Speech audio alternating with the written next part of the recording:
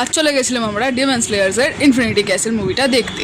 আমি কিছু এখানে হর্ষিরাদের ক্লিপ অ্যাড করে দিচ্ছি, তোমরা জানিয়ে তোমাদের কার এন্ট্রিটা বেশি ভালো লাগছে।